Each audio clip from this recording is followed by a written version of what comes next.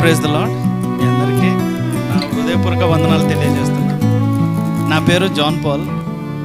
నేను షావునగర్లో ఉంటా. మా నాన్న ఒక సంఘ కాపరి. మా డాడీ భయం వల్లనే నేను చర్చికి పోయేటోడిని. తర్వాత రోజులు గడుస్తున్నాయి, వారాలు గడుస్తున్నాయి, నెలలు గడుస్తున్నాయి. ఫస్ట్ చర్చ్ ఆఫ్ క్రైస్ట్కి పోయేటోడిని. కానీ చర్చిలో వాయిద్యాలు వాయించేది ఉండదు. మన గిటారు ఇవన్నీ ఏం వాయిద్యాలు లేవు. చిన్నప్పుడైతే పాస్టర్ కాడ సండే స్కూల్ సార్గా మాకు సండే స్కూల్ నేర్పించేటోడు.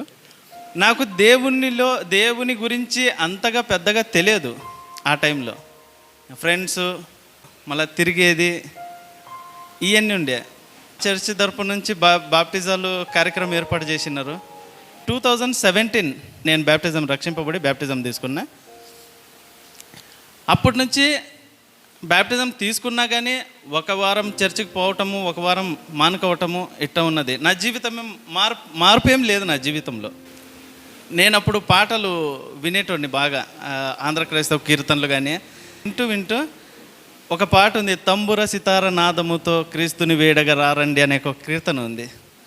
అంటే తంబుర సితారలతో మనం దేవుడిని స్తుతించి ఆరాధించాలి అన్న ఒక జ్ఞానం వచ్చింది నాకు ఆ టైంలో. అప్స్ డౌన్స్ చాలా జరిగినాయి.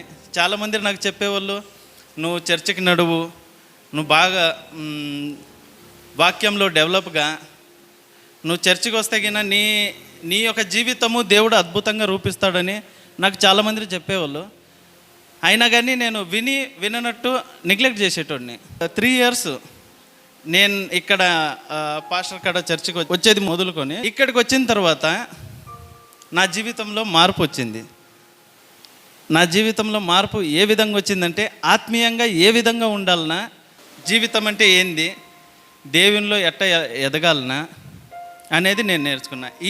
ఈ అన్నిటికీ పాస్టర్ నాకు అప్పుడప్పుడు ఫోన్ చేసి, జాన్ ఇలా నీవు ప్రవర్తించాలి, ఇలా ముందుకు సాగాలి, ఇలా దేవునిలో ఉండాలి, ఆత్మీయంగా ఇలా ఉండాలని చెప్పి అప్పుడప్పుడు చెప్పేవాడు. నేను స్టార్టింగ్లో పాస్టర్ ఏంది ఇంత ఇవన్నీ చెప్తున్నాడు అనుకునేవాడిని. కానీ ఏంటంటే తర్వాత నేను తెలుసుకునేది మొదలుపెట్టినప్పుడు నాకు అర్థమైపోయింది, దేవుడు పాస్టర్ ద్వారా నాకు ఈ మెసేజ్లు అందిస్తున్నాడని చెప్పి నాకు అర్థమైంది. జీవితంలో మనం ప్రార్థనకి ఎంత ప్రాముఖ్యత ఇస్తామో మన జీవితం అంత అద్భుతంగా రూపింపబడుతుంది.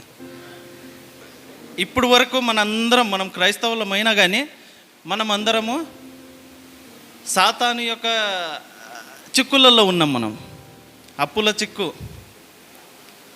చిక్కులో ఉన్నాం, మొబైల్ చిక్కులో ఉన్నాం. మన ఆలోచనలు కానీ సాతాను చేతిలో ఉన్నాయి. అంతా మనల్ని మైండ్ డైవర్ట్ చేసేకి సైతాన్ అనేది మైండ్ డైవర్ట్ చేస్తుంది. మనం దాని ట్రాప్లో మనం ఉండకూడదు. అంటే మన జీవితంలో ప్రార్థన ప్రాముఖ్యమైనది, వ్యక్తిగత ప్రార్థన ప్రాముఖ్యమైనది. మనం అన్నిటికీ సమయం ఇస్తాం ప్రియమైన వారులారా. మన యొక్క పనులలో మనం ప్రార్థనకి సమయం ఇయ్యము. మన పనులు, మన బిజినెస్, మన వ్యవహారము, మన ముచ్చట్లు, మన ఫ్రెండ్స్, ఇవన్నిటికీ ప్రాముఖ్యత. రాత్రి 12 అయినా, 1 అయినా, 2 అయినా, 3 అయినా, నైట్ అంతా కూర్చోమన్నా కానీ కూర్చుంటాం. మనం దేనికి? ఎవరు ముచ్చట్లు ఆడుకోవటానికి, లేదా ఫోనులలో మాట్లాడుకోవటానికి. ఏదైనా ఫంక్షన్కి పోవాలంటే మనం ఫస్ట్ రెడీ అయ్యి మనం ఉంటాం ఫంక్షన్లో.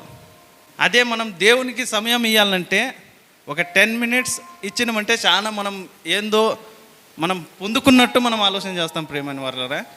చూడండి, దేవుడు యేసుక్రీస్తు పగులంతా ప్రచారం చేసేవాడు, నైట్ అంతా ప్రార్థనలో గడిపిండు యేసుక్రీస్తు. ఇప్పుడు మనం 10 నిమిషాలు ప్రార్థనలో గడిపితే మనమేమో కొండలు పగలగొట్టినట్టు మనం ఆలోచన చేస్తాం ప్రియమైన వారులారా.